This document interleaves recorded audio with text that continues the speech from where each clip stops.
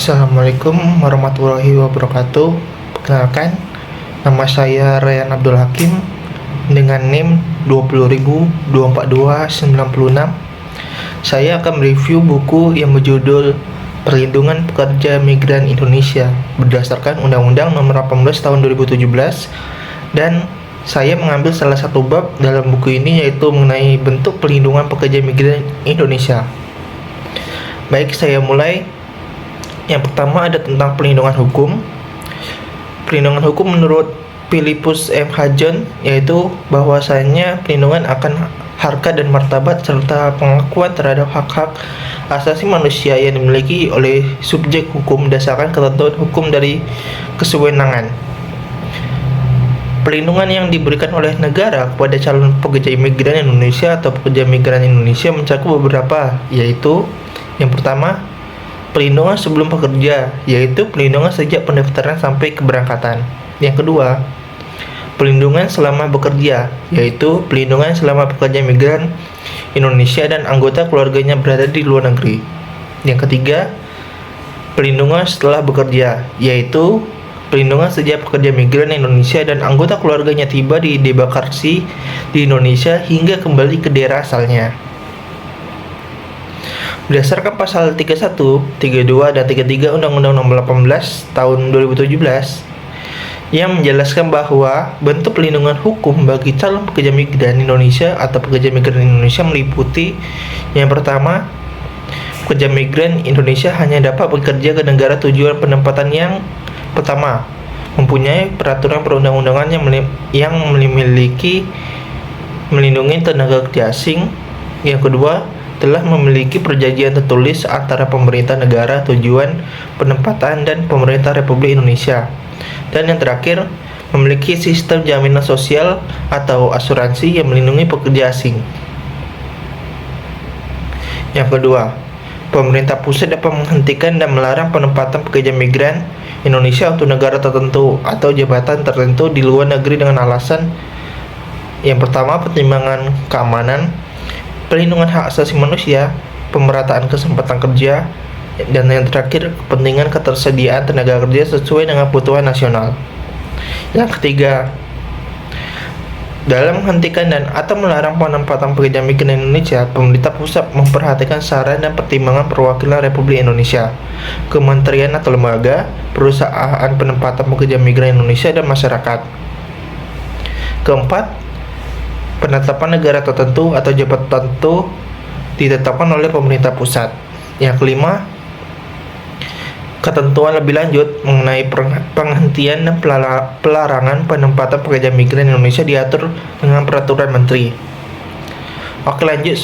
Sebelumnya sudah dibahas mengenai perlindungan hukum. Sekarang saya akan membahas mengenai perlindungan sosial.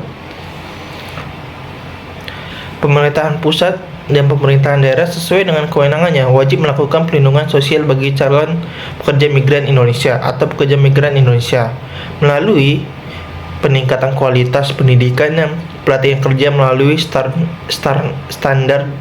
standarisasi kompetensi pelatihan kerja, peningkatan peran lembaga akreditas dan sertifikasi, penyediaan tenaga pendidik dan pelatih yang kompeten, reintegrasi sosial melalui layanan peningkatan keterampilan baik terhadap pekerja migran Indonesia maupun keluarganya, kebijakan pelindungan kepada perempuan dan anak, dan penyediaan pusat pelindungan pekerja migran Indonesia di negara tujuan penempatan.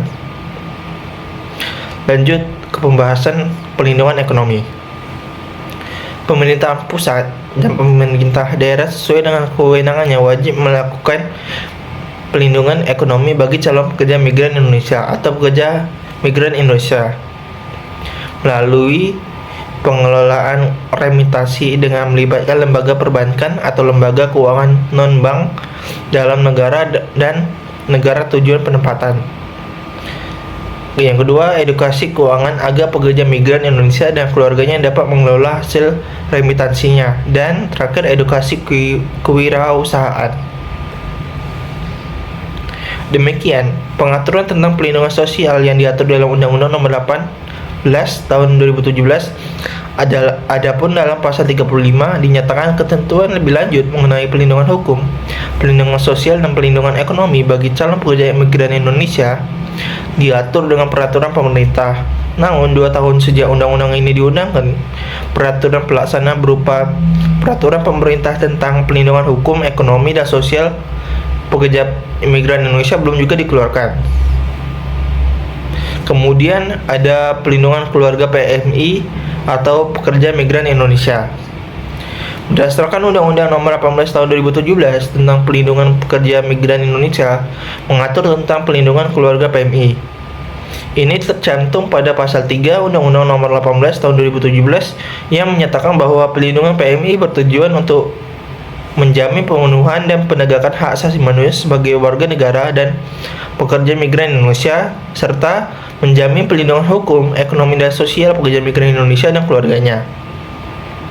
Bentuk perlindungan bagi keluarga PMI yang dicantumkan UU Nomor 18 Tahun 2017 dalam aspek perlindungan sosial yaitu reintegrasi sosial melalui layanan peningkatan keterampilan baik terhadap pekerja migran Indonesia maupun keluarganya. Selain itu, terdapat satu bentuk perlindungan sosial yang diatur yaitu jaminan sosial. Adapun jaminan sosial yaitu suatu bentuk perlindungan sosial untuk menjamin seluruh rakyat agar dapat memenuhi kebutuhan dasar hidupnya yang layak. Penyelenggaraan program jaminan sosial bagi pekerja migran Indonesia dan keluarganya merupakan bagian dari sistem jaminan sosial nasional. Lebih lanjut, jaminan sosial pekerja migran diatur dalam peraturan pelaksana dari pasal 29 UU Nomor 18 Tahun 2017, yaitu Permenaker Nomor 18 Tahun 2018 tentang jaminan sosial PMI. Adapun program jaminan sosial yang diselenggarakan oleh BPJS sesuai dengan yang diatur dalam Permenaker Nomor 18 Tahun 2018 yaitu jaminan kecelakaan kerja, jaminan kematian, dan yang terakhir jaminan hari tua. Dari keseluruhan ketentuan yang diatur dalam Permenaker Nomor 18 Tahun 2018 yang menjadi subjek dari penyelenggaraan jaminan sosial yaitu terbatas bagi calon PMI, baik yang ditempatkan oleh pelaksana penempatan atau perseorangan. Berbeda dengan yang diatur dalam pasal 29 UU Nomor 18 Tahun 2017 dan pasal 99 ayat 1 UU Nomor 13 Tahun 2003 bahwa penyelenggaraan jaminan sosial seharusnya diberikan kepada pekerja migran Indonesia dan keluarganya. Namun tidak terdapat satu pasal pun dalam Permenaker tersebut yang mengatur tentang jaminan sosial bagi keluarga PMI. Keluarga PMI hanya sebagai penerima manfaat jaminan sosial yang akan diterima apabila PMI cacat total atau meninggal dunia, seperti santunan jaminan kematian atau santunan kematian akibat kecelakaan kerja dan beasiswa pendidikan atau pelatihan bagi 2 orang anak PMI. Dan yang terakhir, pembahasan mengenai pendekatan kelembagaan dan layanan publik dalam perlindungan PMI. Perlunya dua pendekatan ini, yaitu kelembagaan dan layanan publik didasari oleh paradigma baru model perlindungan PMI yang dibawa oleh UU Nomor 18 Tahun 2017. Perlindungan PMI dengan pendekatan kelembagaan ini pernah diperdebatkan kewenangan Kementerian Ketenagakerjaan dengan badan yaitu BNP 2 TKI. Maka ketika proses revisi UU Nomor 39 Tahun 2004, isu ini memang menjadi salah satu yang penting, mengingat saat berlakunya UU Nomor 39 Tahun 2004 ada tarik-menarik kewenangan antara dua lembaga ini. Badan Nasional Penempatan dan Perlindungan Tenaga Kerja Indonesia atau disingkat dengan BNP 2 TKI adalah sebuah lembaga pemerintahan non departemen di Indonesia yang mempunyai fungsi pelaksana kebijakan di bidang penempatan dan pelindungan tenaga kerja Indonesia di luar negeri secara terkoordinasi dan terintegrasi. Lembaga ini dibentuk berdasarkan Peraturan Presiden Nomor 81 Tahun 2006. Perubahan yang dibawa UU Nomor 18 Tahun 2017 ini telah menetapkan bahwa kementerian sebagai lembaga regulator, sedangkan BNP 2 TKI sebagai operator. Kejelasan kewenangan ini menjadi semangat dalam penggodokan UU 18 tahun 2017 saat itu. Kelembagaan adalah hal strategis untuk memaksimalkan pelindungan PMI. UU Nomor 18 2017 kini menegaskan bahwa kelembagaan yang berfungsi sebagai regulator atau pembuat kebijakan, yakni kementerian, dan kelembagaan yang berfungsi sebagai operator, yakni dijalankan oleh suatu badan. Pasal 44. Badan yang dimaksud disebutkan dalam pasal 1 angka 26 UU Nomor 18 tahun 2017, yakni lembaga pemerintah non-kementerian yang bertugas sebagai pelaksana kebijakan dalam pelayanan dan pelindungan pekerja migran Indonesia secara terpadu. Pasal 48 disebutkan bahwa ketentuan lebih lanjut mengenai pembentukan fungsi, tugas, struktur organisasi, dan tata kerja badan diatur dengan peraturan presiden.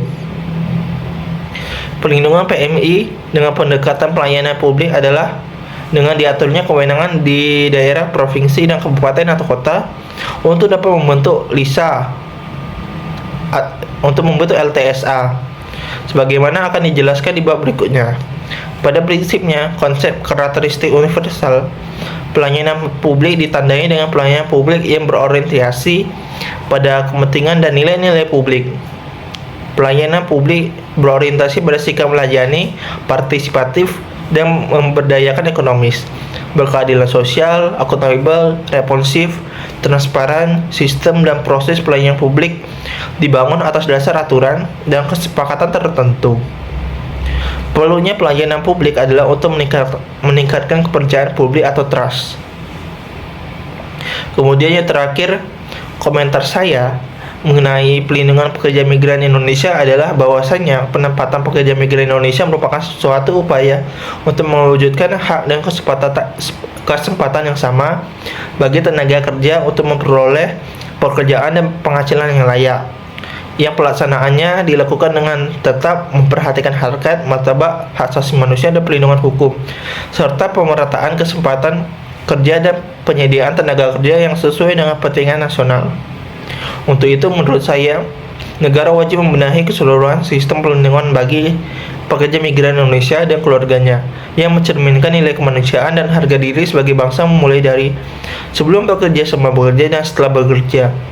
Penempatan dan pelindungan pekerja migran Indonesia perlu dilakukan secara terpadu antara instansi pemerintah, baik pusat maupun daerah, yang mengikut sertakan masyarakat. Sekian hasil review saya mengenai buku yang berjudul Pelindungan Pekerja Migran Indonesia berdasarkan UU Nomor 18 Tahun 2017. Jika ada salah-salah kata maupun pengucapan dalam penyampaian review saya, mohon maaf. Wassalamualaikum warahmatullahi wabarakatuh.